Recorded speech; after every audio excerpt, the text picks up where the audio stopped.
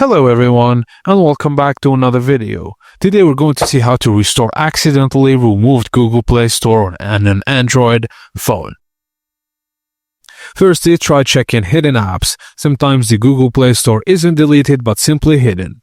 Open the Settings app on your phone and go to the home screen settings, then find Hidden Apps. If Google Play Store is listed, unhide it. And note, if you're using a third-party launcher, go to the launcher settings and disable hidden apps. Secondly, you can try enabling Play Store in settings. If you've accidentally disabled the Play Store, here's how you can bring it back.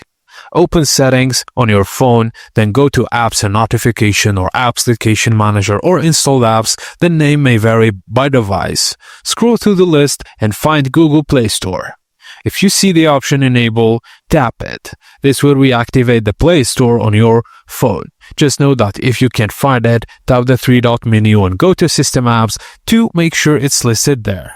And after doing these fixes, the Google Play Store should appear on your home screen or in your app drawer. And that's it, guys. As simple as that.